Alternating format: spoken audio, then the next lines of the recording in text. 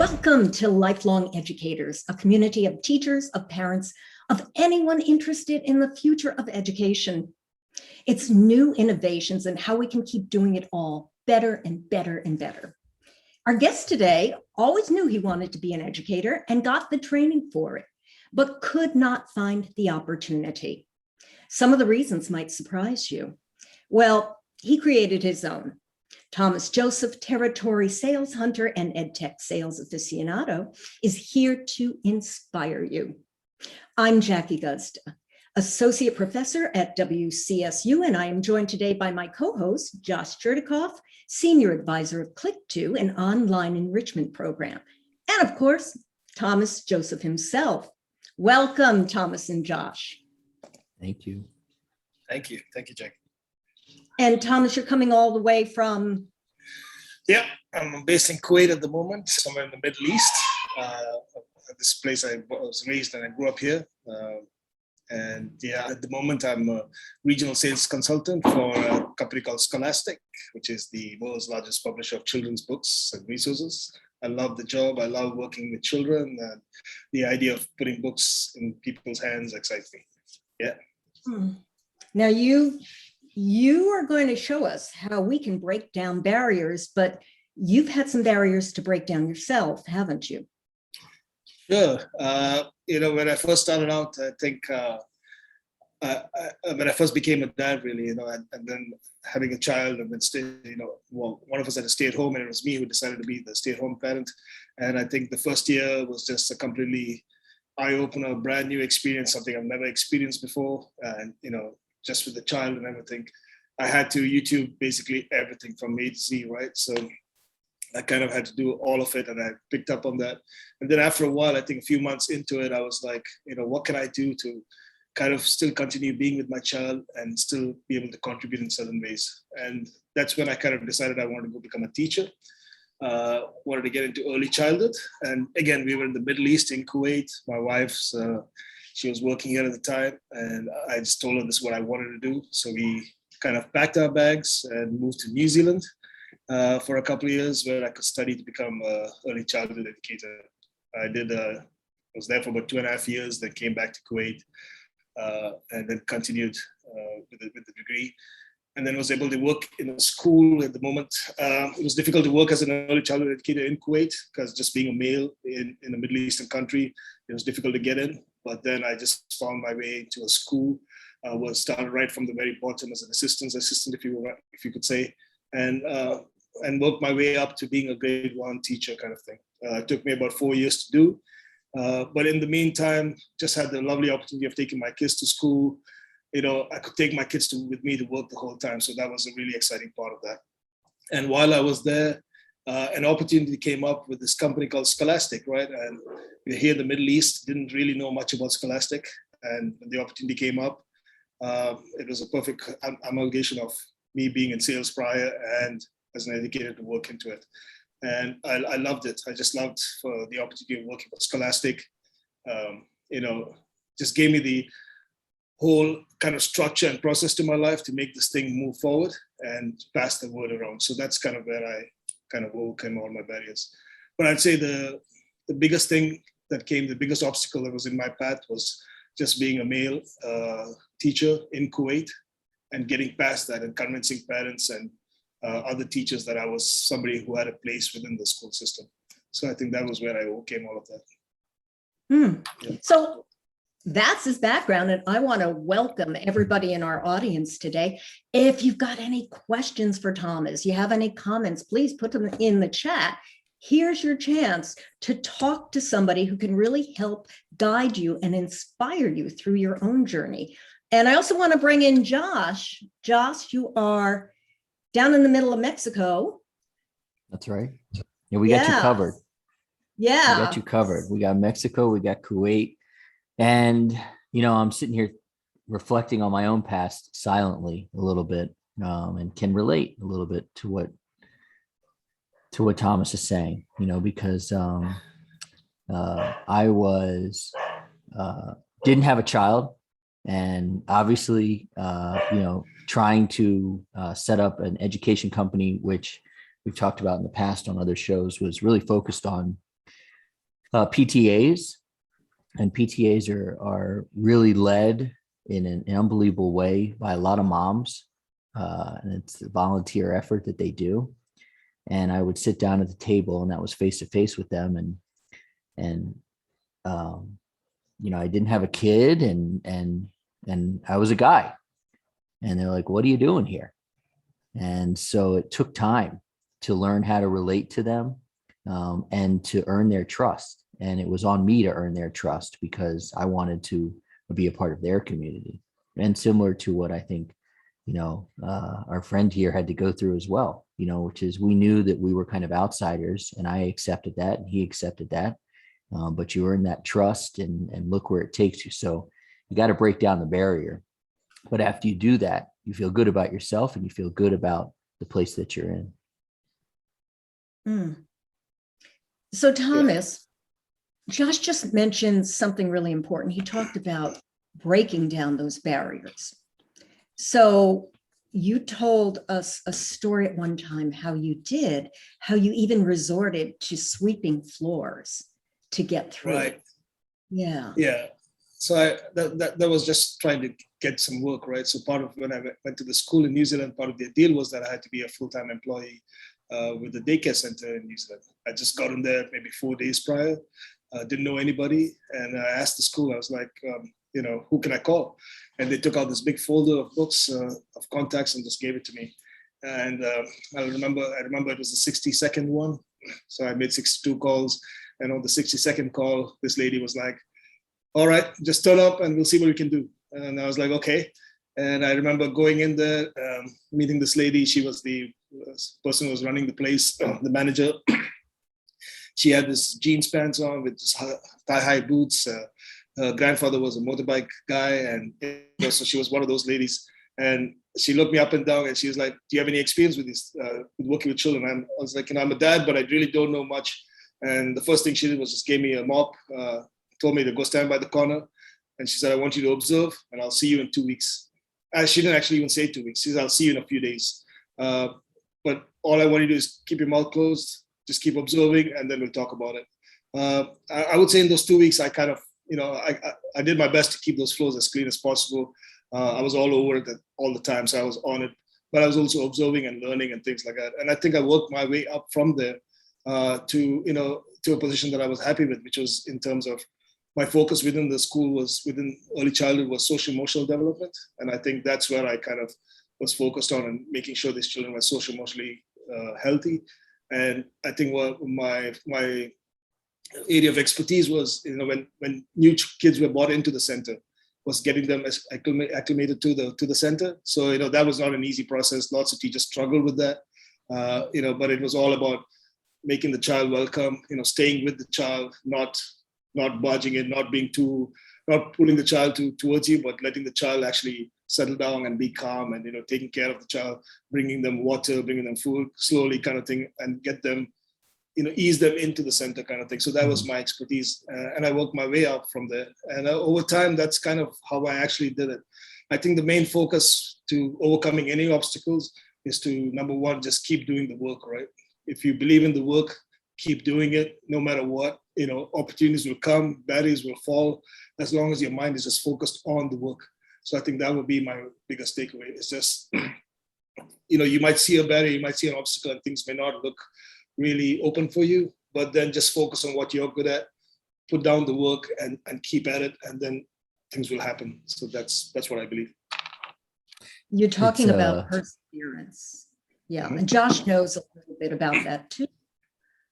Yeah, this guy, Thomas, what you're talking about as you're talking, it sounds like, I can only imagine why you're an amazing person to sell for Scholastic, because basically that you've laid out what should be the process for anybody, I think, in terms of selling. You're going to persevere because you believe in Scholastic.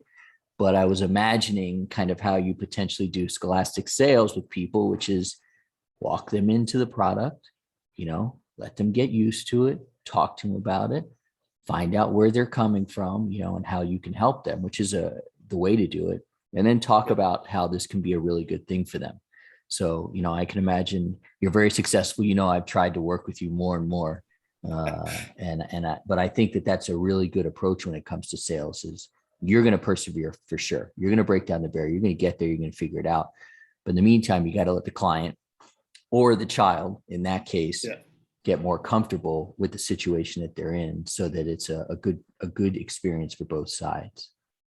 Absolutely. I think you just nailed it right there. The essential part is not pushing what you have onto anybody, right? It's bringing them, easing them into it, kind of finding out what their needs are, respecting their space and understanding what they want out of the situation, and then giving them the opportunity to come into it and use your stuff for it. So even with sales, for example, that's exactly what it is, right? You don't call and say, hey, I'm from Scholastic, here's my 10,000 books, go ahead and get it, right? You kind of identify what their issues are, what are their challenges at the moment, try and understand, prioritize what their needs are, figure out what they, where they're at, where they'd like to be, and how you can help them get there. So I think that's, if you can figure those things out, then you're not really selling at the end of the day. You're just helping them with their needs and, figuring out how to best help them overcome challenges. And I think that's the mindset that you need to have when you're trying to sell anything to anybody, right? You don't push what you have onto somebody. You figure out what their needs are. And if you can solve for that need, then yes, you want to move forward with that. You'd never really want to sell something to somebody that they don't need. So, that's where I'm at with sales for sure. Well, you have a pretty interesting take on this. Something I've never heard from a salesperson is that you try to tap into your clients' empathy, into their gratitude. Can you talk a little bit about that? Sure. I think, all of us, each and every one of us, we're working, we're working for our families. We're working, we want to do the best that we can, just to be good at our jobs, to make sure that we're helping the people we're supposed to be helping, and just move forward with that. So understanding that, just coming from a place of being grateful, I'm so grateful for the opportunity to work for Scholastic. This past 6 years, it's opened doors for me. It's shown me what structure and process means. It's taught me how to understand what other people are going through. And every one of us, we all have our ups and downs. All of us have rough days. All of us have good days. It's just being open to understanding that, right? And just being, when you understand that, when you're connecting to people who might have a rough day, right? You might call them at a certain point, they're just not happy, and for some reason they're screaming at you. Just to understand that it's not personal. It's until they actually meet you and know you and then scream at you, that's a different story. But if not, it's not personal. You can call. I've done that many times as well. People have screamed at me on the phone, right? Stop calling me, don't do this now, blah, blah, blah. Leave me alone and all of that. And then I call them a week later. Sometimes they don't even recognize me again. So, I can start it all over again. But if they do remember, it's usually, thank you for calling me back. I was embarrassed to actually talk to you again, but, I was having a rough day, or, something happened. And it's just being open to that, right? Being understanding of that process. Like it's fine. Because the thing is, even when I'm selling you something, look, I'm not selling you something you don't need. Like I believe in what I'm selling. I believe it's useful to you, to who I'm talking to. It's going to help you. It's going to help students. It's going to help teachers. And that's why I'm calling, right? I'm not just calling just to waste your time here. And at the same time, I'm not wasting my time just calling random people. So we're all kind of working, and having that kind of sense of understanding and empathy is going to take you far in what you want to be doing. So yeah, I think that's where I come from in terms of that. Josh, you got anything to add to that? Yeah, go ahead. Yeah, I mean, I just read something from HubSpot that landed in my inbox today. And 43% inboxes have 43% more emails than the same time last year. And what's really interesting, I think, about Thomas, I've never received a sales email from him or a phone call, but he stands out, as somebody who is different. So whether it's 42% more emails, when you get the opportunity to talk to Thomas, you do realize that empathy, that passion is actually very true. And so it does come through. And I don't know if you're the exception or the rule, probably the exception, to really be able to sell what you believe in. I feel the same way. So maybe both of us are exceptions. But you really do live that you practice what you preach. And then Jackie, I keep sharing it with you on LinkedIn. I'm like, here's more Tom takeaways, and here's more from Tom, because it's real. Like Tom gives back in the internet, which is, Lord knows how big that is. And he stands out with his empathy and giving back to people. And then Tom has his takeaways, which Jackie, you can explain, but like, then you have all these other people who are like, thank you for sharing. Thanks for including me. Thanks for what you do. And you got to 1,000, right? Oh, yeah, absolutely. I think, that's really been a really exciting ride. When I first started out on LinkedIn, just trying to, learn and from other people, and just figuring out that, you can really basically learn from anybody, right? So it doesn't have to be somebody famous. It doesn't have to be somebody who's been there. Just about anybody, you just have a conversation. There's something to learn from them. And I think that's what I kind of started this journey about Tom's takeaways was, I would browse the LinkedIn pages and look for things to learn from. And I would pick out all these things that seemed really interesting to me, which was connected either to my sales work or something I had to do about how to live my life in a kinder, more positive way. And I would remember first taking down these notes on a piece of paper, just so that I could read them later. But then I would see that every day I would be putting down these notes. And at some point I was like, these are great, but I think, it was just for my eyes only, and I wanted other people to see it. And so I think that's why I kind of started posting it on LinkedIn was, well, two reasons, right? One was when my kids grew up, my daughters, I wanted them to see this one day if they wanted to get inspired or, get some insights and see what dad was up to. But at the same time, it was just being able to spread what I was learning every day, just to put it there so I could help other people. If there's just one or two people that was my initial idea. If there's one or two people who saw it and got something from it, that'd be great. So it's been, I would do 10 of those quotes 3 times a week. And I reached 1,000 last week. So that's been really interesting. It's kind of uplifting as well. It helps people, it inspires people, but even the people I quote as well, I think it's kind of a booster as well, where somebody's recognizing their work, somebody's recognizing their posts, and that I think also kind of pumps them up to do better and keep going. So that's where I'm at with Tom's takeaways. It's something really I'm really proud of in terms of, I'm happy that I'm learning it. Sorry, go ahead. Yeah, no. Give us an example of something you posted last week. Something we posted there's one post from this one person I remember I posted, and she corrected me and said, no, that was a lyric from Taylor Swift, which was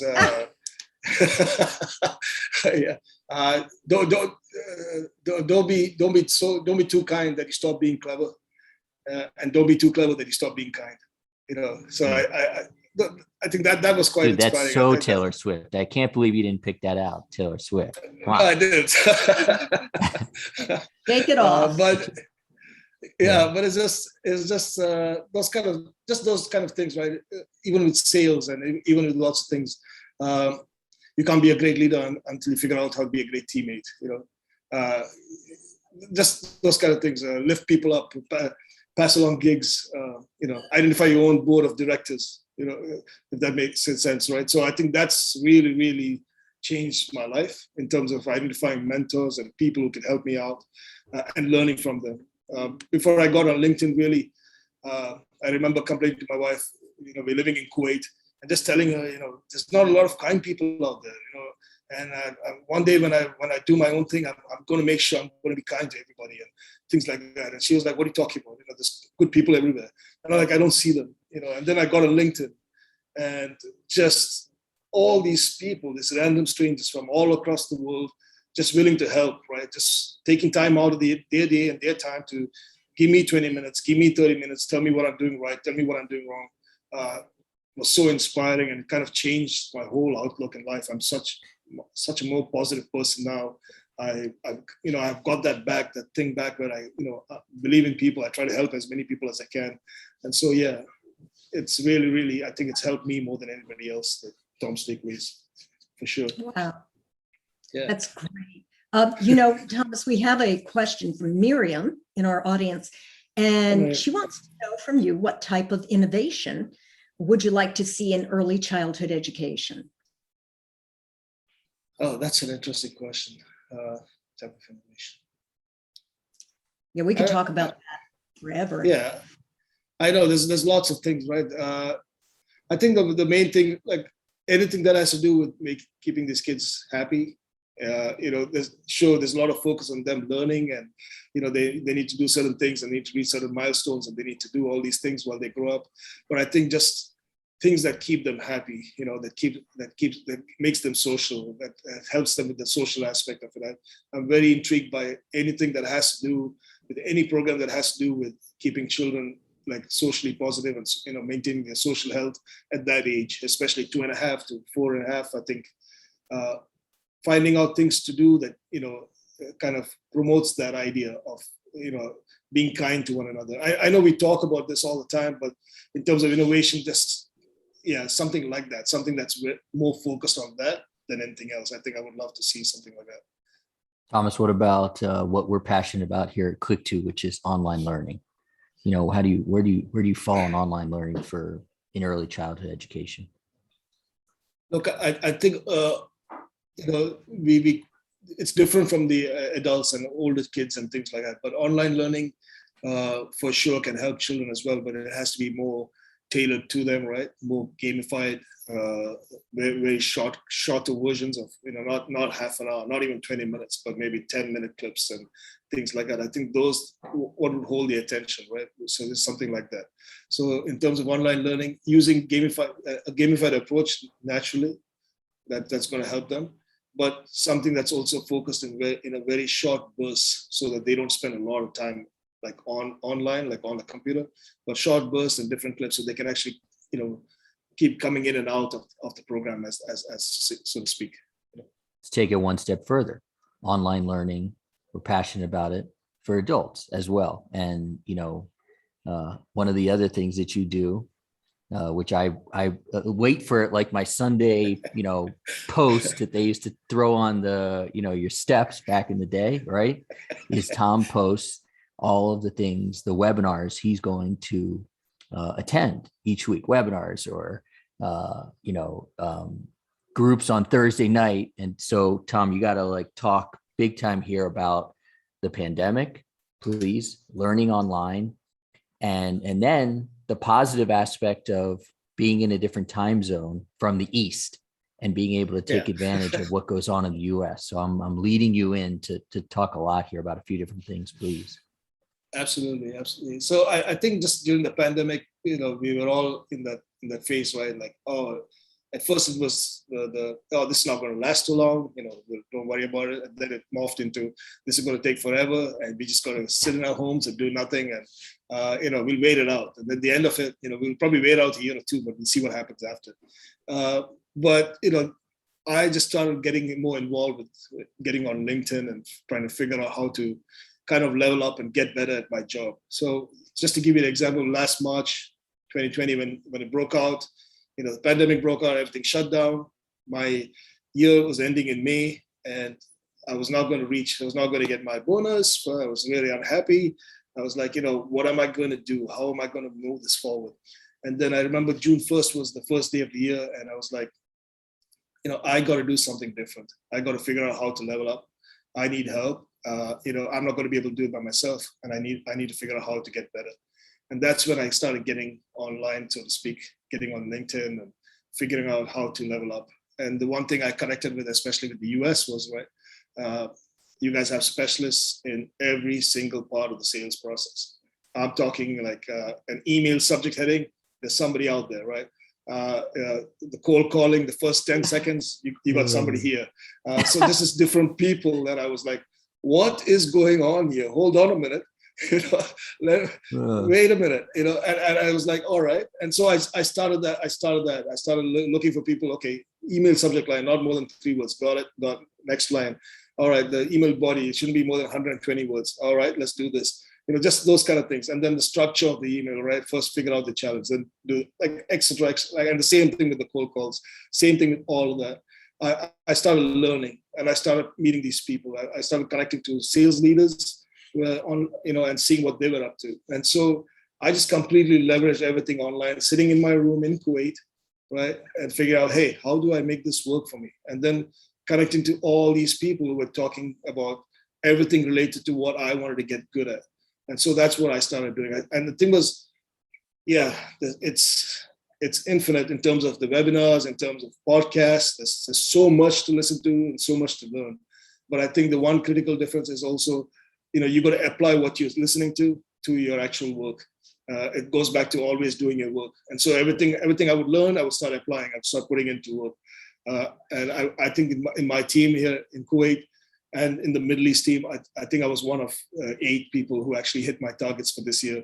I think I did 150% of over my target. So I think that kind of solidified, the process of going online and picking out what you want to do. And in today's world, it's 2021. Anything you want to do, you can do online. Yeah. I have a 10-year-old who came to me last year and said, Dad, I want to learn Swahili. And I was like, what are you talking about? She's like, yeah, last year in school, our teacher did the geography and I want to learn Swahili. And we got online and we found a teacher from Kenya who was happy to teach my child Swahili. And she's been learning that for the last 10 months, So it's that. And I think that's the motivation. It's not, is online learning going to work? That's not the question. The question is, what do I want to learn? How can I do it? How can I get the best kind of learning out of it and do it in a way that's really cost effective for me? And that's all you got to figure. So I don't think the question is online learning something we need to focus on, but what is it that we want out of it, and then go online and go and get it. So it's there, especially living in these kind of parts of the world. There's so much opportunity out there, and it's something that everybody needs to get into for sure, 100%. Jackie, one last question for me. I know but I gotta ask this. Dotan and I from Click2, we spend a lot of time talking to enrichment providers about what they provide, whether it's karate or a language or art.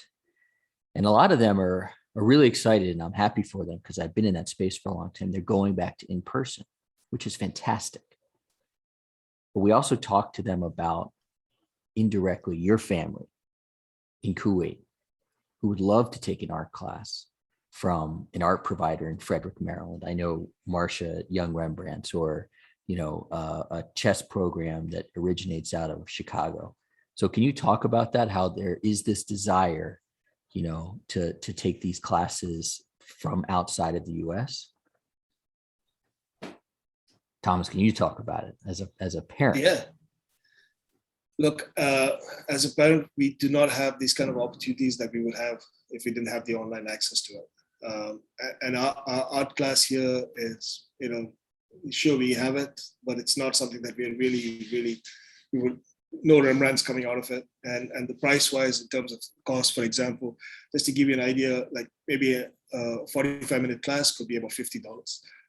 And that's just on an average. And the same thing goes for all the other things as well. Like even learning chess, trying to play an instrument, all of that. We're still talking lots of money here. And it's not up to par. It's not something that we as parents, are kind of satisfied with. We take it because that's our only opportunity. But otherwise, no.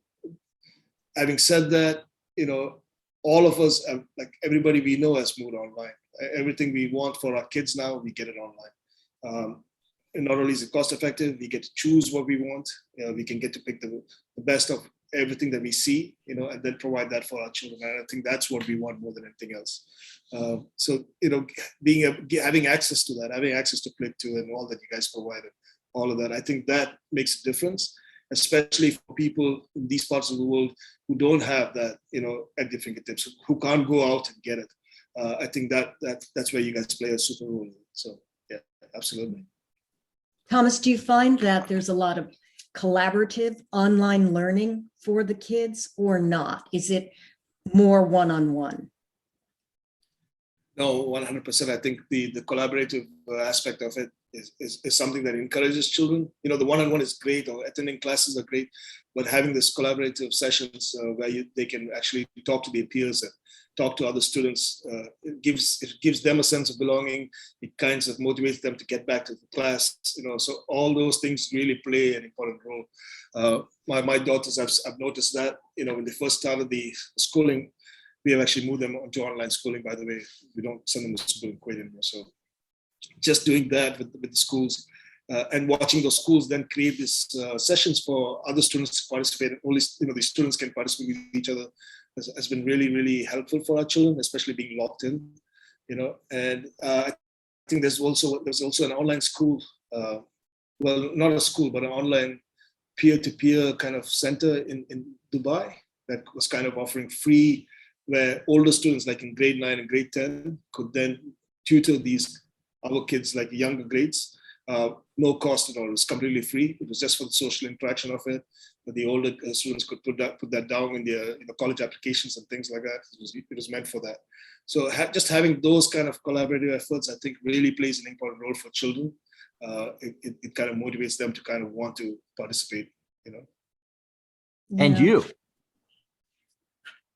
And me. And you, though. I mean, it's the same when you're talking about your kids. It's interesting based on our relationship. I think you're kind of talking about yourself, right? And how you were like, I'm stuck at home.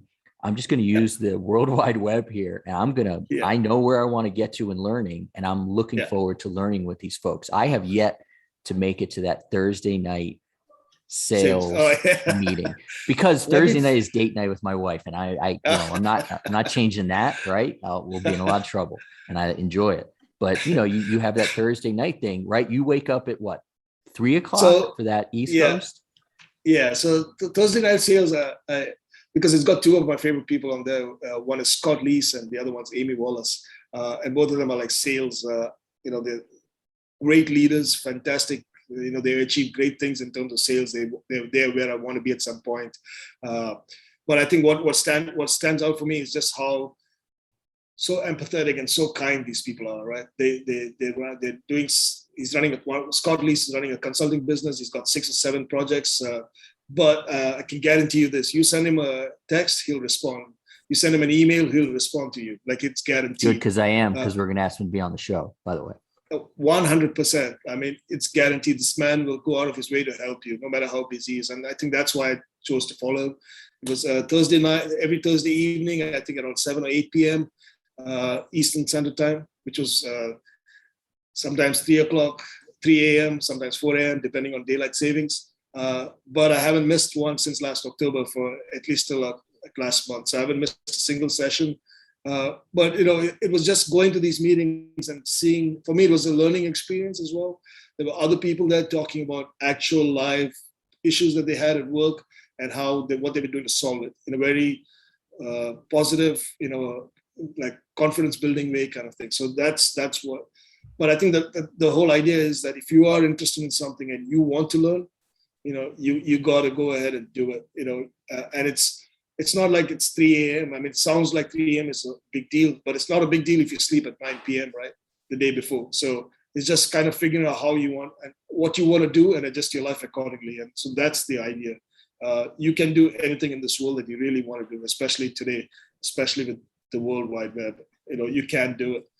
You just have to want to do it, and it'll happen. So that's the one thing I'd say. Yeah. Thomas, I want to talk to you about one of your selling techniques. You say that, you find solutions to overcome your clients' quote unquote pain points. Can you share that with us? Look, again, it's just kind of identifying what the issues are. Like, let me give you an example. So again, during the pandemic, we had one of my suppliers, he was running this business with schools, but all schools shut down. And he was about to give up, and he was like ready to close down. And I kind of, I'm selling books right to him. So I went to him, I was like, hey, what's going on with you? And he's like, everything is shut down, Thomas. I think I'm at the end of my rope, don't know what to do. Probably have to shut down. The business is gone, and I'm going to struggle. So it's kind of coming from that place, right? Trying to help him with his idea of like, my business is struggling, what can I do? And so in my mind, it was not about selling books anymore. It was, how do I help this person figure out how to save his business? How do I help save his business? Kind of, that was the question that was going through my mind. Not about how can I sell him my books, and that's it. It was, how can I help this man, with his family? What can I do? And so I remember coming back home at that time thinking, he sells books, and who buys books at this time? No one's buying. The bookstores are all closed. But then I was looking at home. I come home and my wife's ordering books online for our kids. And I'm like, what are you doing? She's like, hey, we need the books. Everybody needs the books. The schools are shut down. Our kids need books. They're going crazy. We need to get them books. And so that's when it clicked in my head. My wife's ordering books from Amazon. It costs $100, $120 just to ship it over. And people are paying it over here because they don't have any other choice. And so then I called this man back and I was like, hey, have you ever thought of doing this thing online? Let's start selling your books online, whatever you have. And he was like, what do you mean? I can't build a website. I said, you don't have to build a website. Get on Instagram, because Instagram is the one social media in Kuwait that's everybody uses. That's the number one platform. And start just putting books out there and saying you're selling them, and we'll promote it. And he started from that point. He was like, I'll give it a shot. We'll see what happens. 6 months later, I'm meeting the man, and now he's got an online delivery business. So he's hired 6 people with cars to go and deliver books to people in Kuwait. So it's identifying what was the pain point, right? It was not like, hey, here's my books, take it, and good luck. I've done my job. I've not done my job if I've not helped this man with his pain points. That's what I mean by finding solutions to the people's pain points. Whenever you're trying to push something on someone, first figure out what is they look at their needs. What do they want? What are they looking for? Right? If you're trying to sell it to a school, say a principal has just come on board and he's a brand new principal. The first thing he wants is to make sure that whatever he brings into the school, doesn't mess him up. He doesn't get a bad rap out of it, right? So that's where he comes. So he's going to make sure that everything is checked down to a T. He wants everything signed. He wants all the dotted I's. So that's how you kind of make sure, you kind of help them with that. You kind of find out that's what he needs, so that's what I'm going to give him. So that's how you operate. You just figure out what their pain points are, figure out what can I do to help them get better at what they want to do. And that's how you kind of sell. So you've told us how to start a relationship, but how do you continue to keep your clients happy? Yeah, that's it's not very difficult. It's always just being transparent, being completely open and transparent. Again, identifying what their needs are and being very clear about it. If a person needs A, B, and C, that's what you recommend, A, B, and C. You don't tell them A, B, C, D, E, F, G. You tell them you just need A, B, and C, and just being honest about that, right? Even though the A to Z costs a lot more money, so you don't need that. You just need A, B, and C now. Let's go with that, And so helping them recognize what they need, being transparent about it, and again, going back to always thinking about them and making sure that they're happy and they're moving forward. Because whenever you're starting a relationship with someone, it's always long term, right? You always want a long term relationship. You want them to remember you. You want, I'm always thinking a couple of years down the road, right? If I meet you today, Jackie, I hope to keep in touch with you, and a couple of years again, in some way, again, talk to you and things like that. So that's how I want to treat other people. It's understanding, it always has to be a win-win situation. That's how I kind of always look at a relationship. If they're happy, I'm happy, then it's good, right? What if you're not happy?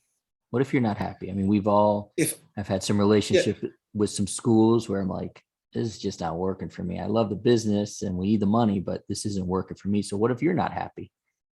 100%. In the beginning, it was, I would not be happy and I would just take the deal because that's the deal coming through. And but I've learned that it doesn't work for the long term. And if you're not happy, at some point, they're not going to be happy either.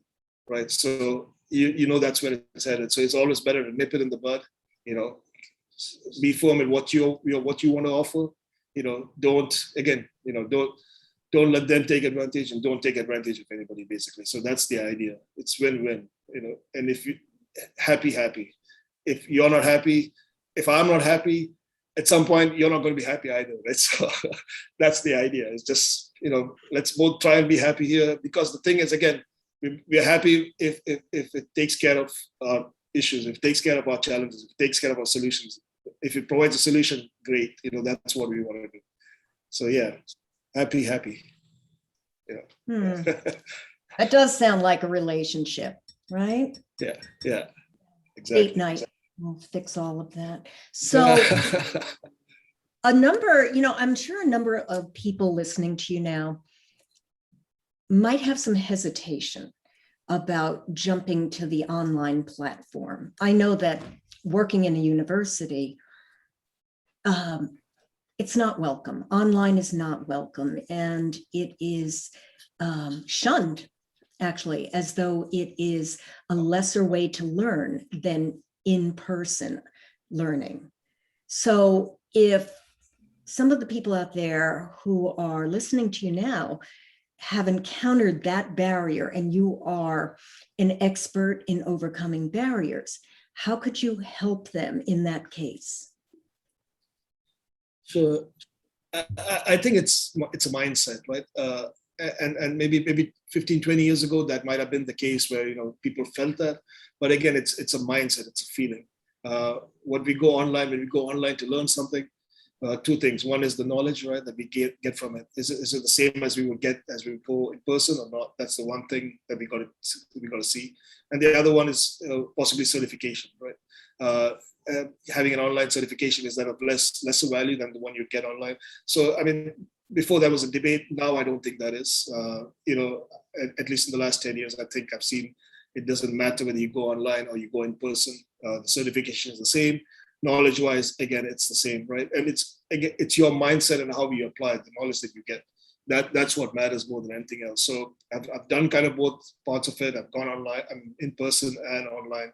And for me, I prefer online for sure, because it gives me my own. I can have my own timings. I can, I have a family as well, so I can then put the classes when I want to do it.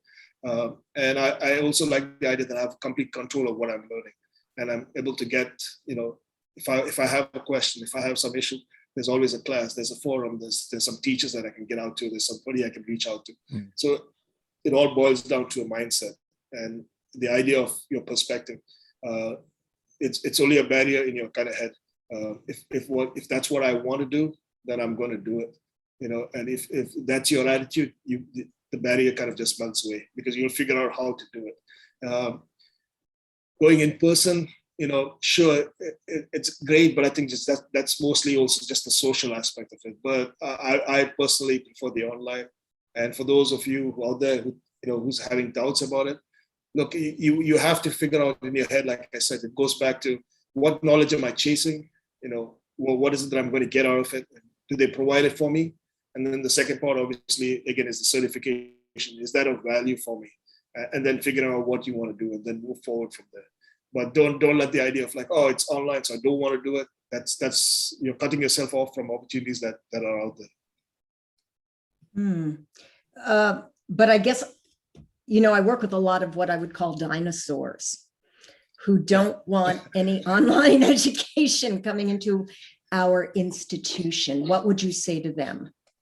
I'm a dinosaur too. I'm going to be 50 in a couple. So yeah, I would say, look, adapting is exciting. They say, yeah, let's do it the way that I used to do. And that's great. But when you adapt, there's this dissonance a little bit. You're not used to what's happening. It shakes you up a little bit. But at the end of it, I promise you, it's exciting. It opens up so many doors. There's opportunities everywhere. And you're like, what is going on? And I'm glad, I'm a dinosaur, decided to pivot a little bit. So I think that'll help. The old ways are always good ways, no doubt about that.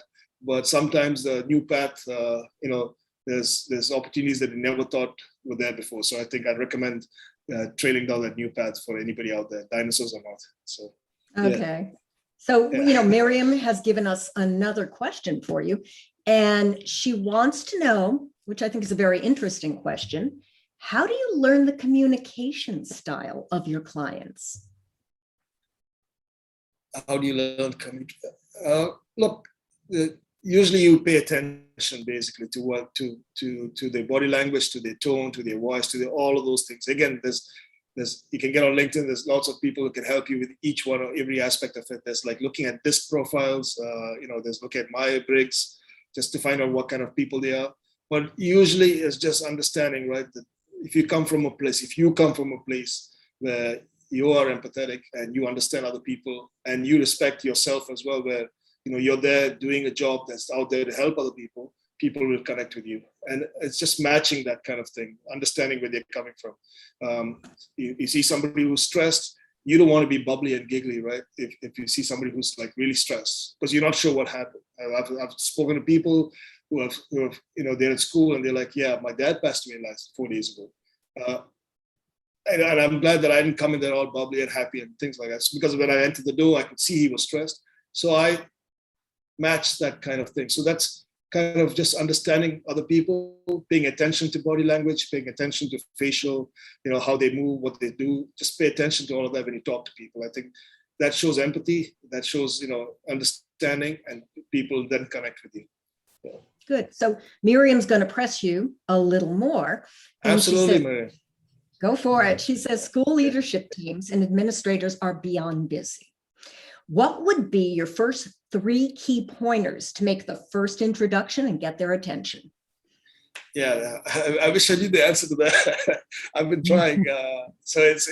I think every human being is different, but again, recognizing that they are super busy, right? So you got maybe 5-10 seconds to hold their attention and then move forward. And I think that's with anybody who's running any organization. You don't have much time with them. But I think it's just following a multi-pronged approach. So using different styles, right? Probably send them an email first, and maybe a week later send them another email so that they get familiar with the name, they get familiar with your company, and within the email, keep it short and sweet.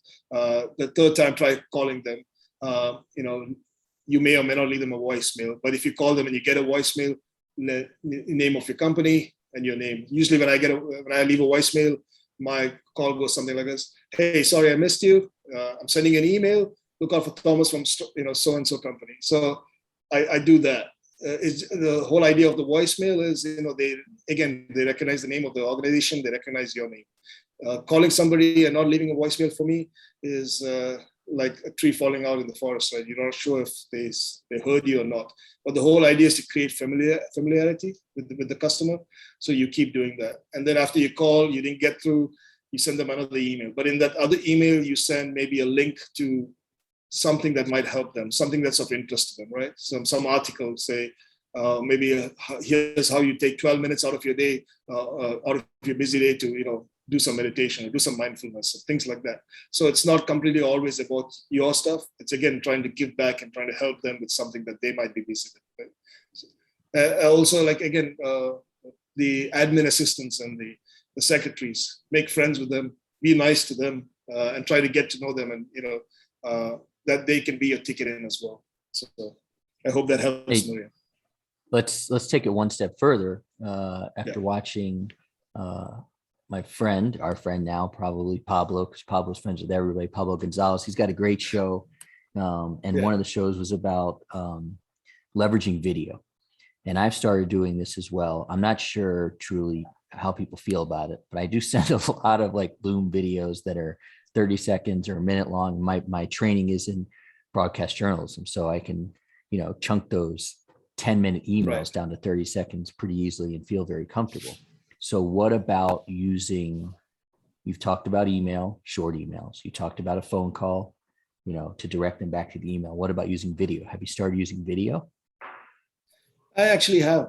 And actually this last week, I actually sent out about 60 videos, again, short, 30 to 45 seconds. It was 60, not too many, but 60. 60. Yeah. But they were short. They were like 40 seconds long, right? Again, it all depends on your audience. It depends, and the feedback out of the 60, I had 30 people who opened up the email, but only 4 people who looked at the video. So that tells you, but I spent I would say about 5.5 hours to put all that together. So what you use, what platform? Vidyard. I used Vidyard. Vidyard, cool. Yeah. So it's Yeah, it depends. Again, it all depends on how much time you got. Whether you want to personalize it. It depends on which part of the sales cycle you're at. So I think my recommendation would be, if you're targeting it, if you're doing a targeted say emails, like, or a targeted contacts, like you pick out 20 of your top customers that you want to go and meet, do your research and then put that video together where you connect with them, talk about some of the challenges that you've seen. So for example, if it's a school, you want to look up, their website, their newsletter, look at what their priorities are, look at their state report cards, those kind of things. So put all that information together and make it more personalized. I think you might get better returns on that. Yeah, Joyce, who's organizing our community here. Joyce, if you want to put Ethan's book in here, Human-Centered Communication. I can't pronounce his last name. I think it's Butte. I watched him on Pablo's show, and I think that people might find that interesting in terms of, maybe this is something to think about. Emails we get, voicemails we get, but how can we start using in the sales process video? Because, it's people get to see your face, they get to know you a little bit sooner. And hear that voice and see the face. So I don't know, Joyce, if we can pop that in there, but Ethan seems like a good dude and he's onto something. So not take us on a tangent, but video messaging, I think is something that is good in sales. It's different, and it could possibly get, you want to differentiate yourself out of that 43% increase on emails that people are getting, right? And this is one way to try and do it. So yeah, for sure, I'd recommend going and trying it at least. Absolutely. So Thomas, you're a powerhouse when it comes to selling and inspiring and all the above, going from sweeping floors all the way up. But there might be people who are listening to you right now who just don't have the courage to start something, to keep it growing. Can you inspire them? Yeah, I can try. Life in general is not very easy, and things come at you. There's a lot of things that comes at you, but I think the one thing that's really powerful is your inner voice. I think that has more power over you than anything else or anybody else. So it's not the whole world telling you can't do it. It's you when you talk to yourself, saying, "Hey, I don't think I can do it," or you making the assumption, "Oh, I don't want to make this call today because I think he'll get pissed off with me." So it's all your inner voice talking. But I think if you can just start slowly working on changing that voice, into, I think I can do it. I got to figure out how to do it. I didn't turn into somebody who could do great things just by, it wasn't a switch. It didn't happen in one day. It took me at least a year or two to actually get into that mode of wanting to learn. Because prior to that, I can't do it. It's not going to happen. It's not going to work. Don't want to do it. All those questions, all those things. But it was me recognizing after a point, I'm just talking to myself, and then changing that conversation in my head to saying, hey, why can't I do it? I think I can do it. And here's how I'm going to do it. And just having, dialogue to grow that in the dialogue. Just be kind to yourself, start saying positive things to yourself, and when you start doing that, you'll start hearing more of it. It'll become a reflex action. When you go and try to approach something. Now, when I approach something, it's not, I can't do it. It's number one is, do I want to do it? And the number two is, okay, I'll figure out how to do it. That's what I keep saying to myself. I don't have a conversation in my head that goes anymore, oh, that's too difficult, I can't do it. It's now, do I want to? Yeah. Okay, then I'll figure out how to do it. So that's the idea. Just keep building that inner voice. Keep talking positive stuff to yourself, right? You need it. We all need it. So just keep saying it to yourself, and it is true. What you think will manifest. So yeah, I hope that inspires somebody. So when people come into those roadblocks, first you said, I can do it, but second you said, figure out how to do it. Yeah. What if you find a roadblock there? What's the way out of that? If the door's jammed, try the window. And if the window's not working, come back and go try through the kitchen. It's not giving up. There is an answer for everything. You got to keep going. You got to keep moving. There's people who have escaped from prisons that was not meant to be. That couldn't be broken out of. So if your mind wants it and you want it, there's always a way. There's always a path. You just have to find it. It'll take some time. It'll be frustrating.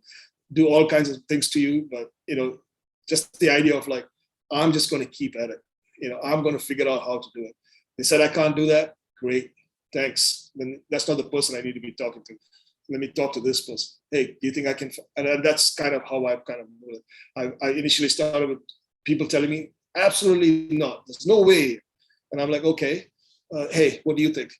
Oh, maybe you can try this. Cool, I'll try that. What do you think? And so it's a step-by-step process. It's slow. It may be frustrating. Just, you understand that that's what you want to do. Go ahead and do it. Just keep at it, and you will find a way. It's worked for me, and I know it'll work for everybody else. Yeah. I think Jackie, Thomas is a modern day Andy Dufresne from Shawshank Redemption. That's what I was thinking of. He's gonna break on through. Pandemic ain't gonna stop this guy. He's not only, but he's Andy Dufresne, and he helps the other prisoners, right? He helps his kids, learn online. He helps the guy who almost had to shut his book business down. He helps him out of the jail. So he's our modern day Andy Dufresne. Yeah, I'll take that. Yeah, I love Andy. Yeah. Wow. Yeah.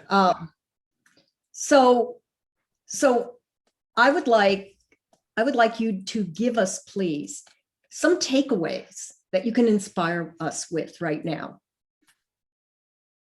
Putting you on the spot. Hold on, let me. Yeah, I'm so inspired. I want more. Again, it's be kind to others, but especially to yourself. Karma is a real thing.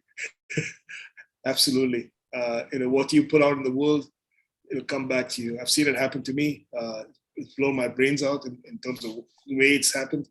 And that's probably a story for another episode, but that's one of the things I'll tell you. It's karma is absolutely real. Always do the work. Nothing can move forward unless you do the work. So you can learn as much as you want to learn, and you can listen to whatever you want to listen to, but you got to do the work.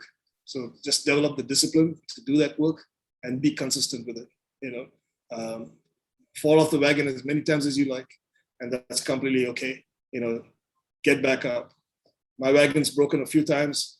I had to build the wheel and climb up again and start moving, and just keep it just one step at a time. 1% a day, 1% a day, will get you where you need to go at some point. So is Andy Dufresne.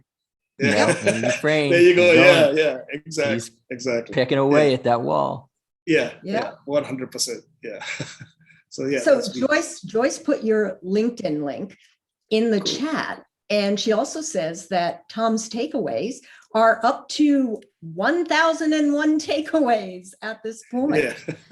So, unfortunately, we are running out of time. So is there anything first, Josh, you would like to add? No, I would. Yes, I would suggest that everybody truly follow. We've never done this on the show, but honestly, connect with Thomas. It's good for him, and it's good for you, and it's good for the rest of the world. And you can see what these inspiring quotes as they go from 1001 to 2001 and all the way up to who knows where. And then every Sunday he tells you about all these awesome webinars and places he's going to be online, and shows you that there's just so much to learn online, and we're passionate about that. So I encourage everybody to connect with Thomas the way I did. It was really helpful in my life. Yeah. And Thomas, thank you. That was nice. Yes. True. Last thoughts. Just continue learning.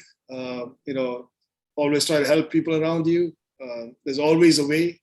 You just have to want it, and hopefully, I hope you all get where you need to go. Aww. And thank you, Mariam.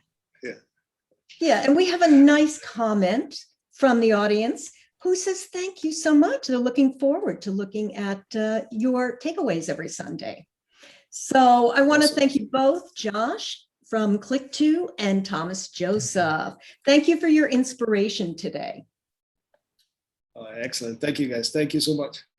Yeah, Thanks, and we will see everyone next week in Lifelong Learners, Wednesday at 11:30 a.m. Eastern Standard Time. Bye, guys. Adios. Thank Bye. you. Bye.